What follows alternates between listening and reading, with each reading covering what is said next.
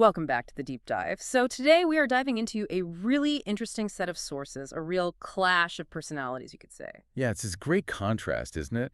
You've got the super meticulous academic Dr. Mitch Wymore on one side. Right, the anthropologist. Yeah, And on the other, this anonymous, kind of sultry late-night radio host, Lady Love. exactly. And our mission today is to really unpack what happens when Mitch discovers Lady Love is actually Kelsey Logan. Who, crucially, is his childhood pseudo-sister. The relationship just, well, explodes. It really does. And the setup is key. Mhm. Mitch, he's coming back home to his Baltimore brownstone. Yeah, after 6 months away doing research, right, in China and something about the mines. That's it. Studying post-Tiananmen Square China and separately ancient Mayan civilization. So think structure, order, analysis. That's Mitch. He wants his life, like his research, controlled, predictable. Uh-oh. Uh-oh is right. Because that predictable life gets, well, completely shattered almost immediately. He finds out his new tenant in the middle apartment is Kelsey. And he hasn't seen her in, what, 7 years? 7 years. And he just remembers her as little Kelsey the pest. You know, kind of a gawky high school kid. But the sources make it clear she's changed dramatically. She's not just moved in, she's kind of taken over the space. Oh, yeah. This is where it gets good. He's all about quiet control, and she's put up these, like, frilly yellow curtains. Frilly yellow curtains. And ripped out his, presumably very neat, low-maintenance courtyard. And replaced it with... A massive, overflowing English garden. It's completely untamed. Sort of a metaphor right there, isn't it? Totally, for her transformation. And Mitch, he's immediately thrown. The source uses the phrase pure lust. It hits him instantly. But then the brakes slam on hard because he feels this intense loyalty to her parents. Marge and Ralph Logan, they took him in when he was a rebellious teenager back in Billings, Virginia. Right, so his brain immediately goes, family, off limits. He tries to rationalize it away. He's trying to file it neatly, put the feeling in a box labeled inappropriate family thing. Classic analyst move, trying to contain the uncontainable. Exactly. Using psychological tricks on himself. Yeah. But that whole system, it's about to crash and burn when he finds out who she really is professionally. Okay, yeah, let's get into that, because Kelsey is secretly Lady Love. The host of this huge late-night radio show on WayJO, Night Whispers, runs from 10 p.m. to 2 a.m. And the show is all about, well, how did the sources put it? Seduction and sensual pleasures. Yeah, but what's really interesting, and the sources stress this, is the distinction she makes. Okay. It's about sexiness and sensual pleasures versus just, mere sexuality. It's more conceptual. Discussing desire fantasy, not just the physical act. Precisely. And that's the kind of thing that Mitch, Mr. Logic, just can't compute or control. It's not data he can analyze easily. And the city loves it. The show's impact is massive, apparently. Huge. The sources mention things like people stopping mid-conversation in bars just to listen. And cab drivers pulling over. Serious. Yep. And even long-married couples turning off the TV because, quote, Lady Love always made them hot. Wow. So it's provocative, but it manages to stay classy. Classy, but oh so sexy. That's the description. Never raunchy. She's selling this idea, this intellectual concept of desire. The irony is just delicious, isn't it? Mitch analyzes cultures for a living. Writes textbooks about massive cultural shifts. And he's completely oblivious to this huge cultural phenomenon happening right under his nose, well, technically above him, driven by Kelsey. Until the big reveal. Which is honestly perfectly described in the sources. Okay, set the scene. He's in a bar just back from China. His friend starts going on about Lady Love's voice, how it makes him ache. And Mitch is probably spoffing, right?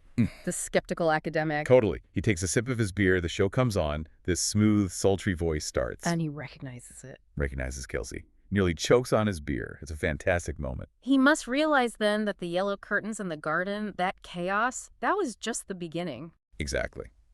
The physical chaos was nothing compared to the emotional and sort of intellectual chaos she's broadcasting every night. It all clicks. The energy is the same. Yeah, the energy that created the garden, that's Lady Love. And it's interesting, too, that she wasn't like some seasoned radio veteran who planned this. Not at all. She was doing mornings in a small town. Pretty standard stuff. And then she gets this big break by ad-libbing. Totally ad-libbing. Filling in for some guy called Mafia Don, apparently. Mafia Don, okay. And she just throws out this question about Mick Jagger's lips, asking callers if they're sexy as sin or repulsive as hell. And that was it. Instant hit. Instant unscripted success. It just took off. Which is kind of the perfect illustration, isn't it? Spontaneity winning over structure. Exactly. And that really kicks off this battle of wills between them. Mitch is desperately trying to hang on to his ordered world. While Kelsey is just being Kelsey. And she knows he's attracted to her, right? And that he's fighting it. Oh, she's fully aware. And she decides to, well, lean into it. She starts this deliberate campaign. Advised by her friend Celia, the source says. Yeah, Celia's advice is basically flirt, tease, and seduce him without ever letting him know I was doing it. Psychological warfare on her landlord's pseudo-brother. Okay. And you see Mitch, the logical professor, just kind of fall apart. It's almost comical. With the garden incident? Oh, the garden incident is perfect. She's out there gardening, bare midriff, legs showing. Very casual, very deliberate. And he's trying to do something practical, right? Work on his car. Yeah. Be the capable guy. Yeah, being the landlord, fixing things. But he's so distracted by her, by this, living, breathing chaos. That he messes up. He forgets to tighten the oil filter properly, Right. spills oil all over himself. The expert fails at a simple task because he's flustered. That's brilliant. His analytical focus just crumbles in the face of, well, her. Desire, yeah. And then there's the move that really hits his public image. Right. He tries to restore order by dating Amanda. She's described as elegant, confident, and sophisticated. Perfect academic arm candy. Represents the calm, rational life he thinks he wants. Exactly. But Kelsey sees this, and she makes her move. The late-night interruption. Comes knocking on his door late one evening, wearing only this silky emerald green robe. While Amanda's there. While Amanda's right there, claims she needs to borrow candles for her bath rituals. Oh, that is bold. Pure sabotage. Total sabotage. Yeah. Public humiliation for Mitch. He tries to salvage it, tries to downplay it. Ow. He introduces Kelsey to Amanda as his semi-sibling, the sister I'll never have, trying to push her back into that off-limits box. Crazy work. Not a chance. It's obvious he's losing control. The sources mention multiple passionate kisses happen around this time. Kisses he immediately regrets. Instantly regrets. Because of that crushing responsibility and loyalty thing, you just can't square the instinct with his, intellectual self-image. His head and his heart, or maybe other parts, are totally at war. Pretty much. And right when this internal battle is raging, an external threat pops up. Your knight. Yeah, the ominous fan mail starts arriving. Signed, Your Knight. With terrible poetry. Awful poetry. Comparing her voice to a Scottish bagpipe, apparently, which is something. That's definitely memorable, but then it escalates, right? It does. Flowers start arriving, Mm-hmm. and then a white knight chess piece is left inside her car. That feels more intrusive. Okay, yeah, that's crossing a line. And this flips Mitch's switch. Completely. His control issues morph into full-blown protection mode. He sees her public persona, Lady Love, as a magnet for danger. He's thinking wackos, some nut with a knife. Exactly. He's terrified that her show, her voice, is basically an invitation for someone dangerous to put her body where her mouth is, as the source puts it. He's projecting his fear of the unpredictable onto the situation. Very much so. Because Kelsey, interestingly, is much calmer about it. She thinks he's just lonely. Yeah, she sees the knight as probably just some lonely guy acting out a fantasy, not a real physical threat. But Mitch can't see it that way. He needs to eliminate the perceived threat, the chaos. Which leads to the ultimatum. He finds the latest gift, the chess piece, and just lays it out. What does he demand? No more night whispers, no more threat, maybe even no more lies between us. Basically, quit the show. Stop being Lady Love. Wow. That's huge. He's asking her to give up her entire career, her identity. And Kelsey sees right through it. She refuses point blank. What does she say? She tells him the problem isn't the show or the night. The problem is him, his need for security, his perfectly ordered life. Oof. She calls him out, says he's the one who needs to change. Exactly. She identifies the real conflict. It's his rigidity versus her authenticity. And then, almost too conveniently, the night situation gets resolved. Turns out the knight was just a fantasist. Edgar, the security guard at the radio station. Quiet, bookish, married Edgar. Caught slipping a gift into her mail slot. He resigned immediately. Kelsey felt vindicated to see just a lonely guy. So fret gone. Problem solved. Kelsey thinks so. She tells Mitch, see, it's over. But Mitch, he doesn't learn. Still stuck. Still stuck. He basically says, She was lucky this time and still insists she needs to quit the show. He hasn't changed his core belief. He needs something bigger to shake him loose, a public wake-up call. And boy, does he get one, in probably the most perfectly ironic way possible. Okay, Perrin, I'm ready. The charitable banquet. Yes, he's at this stuffy, formal charitable banquet, the absolute picture of his ordered academic world, probably with Amanda. Maintaining appearances. And then he looks out the window. And sees a huge city bus pull up right outside the hotel. Okay, a bus. A bus with a massive advertisement plastered on the side featuring him and Kelsey. No, what kind of ad? It's a photo from the Wilson College Halloween ball. They were dressed as a pirate and a wench. Pirate and wench. Oh, this is bad. It gets worse. They had apparently posed inside one of those life-sized cutout romance novel cover frames.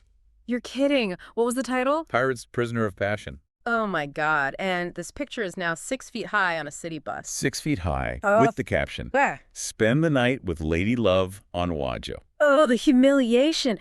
In front of the elegant Amanda and her father, probably. His whole controlled world just imploding. Exactly. His private fantasy, the passion he tried to suppress by calling her sister, is now literally public transport advertising. It's inescapable. That's the breaking point. The moment the analyst has to give way. It forces him to finally see it. Yeah. See her. He realizes he doesn't just tolerate her chaos. He loves it. He loves the zany, irrepressible, gutsy Kelsey, lady love, all of it. And he realizes asking her to quit the show wasn't about protecting her. It was about forcing her into his boring, predictable box, asking her not to be herself. So what does he do? Run away. Nope. He embraces it No? in the most fantastic way. Which is? He grabs a marker, walks right out of the banquet, up to the bus, Yeah. and draws a mustache on his own pirate face on the giant ad. That's amazing. He joins the chaos, defaces his own serious image. It's total surrender. Choosing absurdity, choosing her over his dignity and order. So the internal dam is broken. Now what? Now he needs to tell her. And he does it publicly, mirroring the public realization. He calls the show. Calls Night Whispers live on the air, pretends to be just another late-night caller. What does he say? Does he confess everything? He gets right to the chase, tells Lady Love, tells Kelsey, "I love you." Straight up. Straight up. And then he says, "And I don't just want you to marry me, I am begging you to." Wow. From controlled resistance to begging. That's quite the journey for Dr. Wymore. A complete reversal for the analytical man. Total emotional vulnerability. Broadcast live. And she says yes, we'd assume. The sources confirm they get married. Valentine's Day wedding. And Brian, the producer, announces it later on the show. Yeah. Brian spills the beans, adding that the bride and groom apparently joked about the word obey during the vows. Perfect. A clear sign Mitch finally accepted partnership, not control. He accepted the passion, the exuberance he'd been fighting. So, thinking about the big picture here, it's fascinating, isn't it? What specifically? Well, Mitch's whole career was about analyzing these incredibly complex but ultimately dead or historical cultures. Mayans, China. Right. Structured systems he could study from a distance. Yet his biggest challenge, his greatest struggle, was accepting the living, breathing, completely uncontrollable modern culture that Kelsey created right in his own home, in his own city. Yeah, he had to stop being the anthropologist of his own life, didn't he? He had to actually live in the culture, not just observe it. He found his happiness not in the order he craved, but in the chaos he initially feared. The deepest fulfillment came from embracing the unexpected, the risk, the passion. So maybe the thought to leave you, the listener, with is this. Mitch Wymore had to stop analyzing and start embracing. Where in your own life, maybe your job, maybe your relationships, do you need to step away from the analysis paralysis? Where do you need to stop seeking that perfect, predictable security? And just take a leap into the glorious, sometimes messy, but ultimately more vibrant chaos.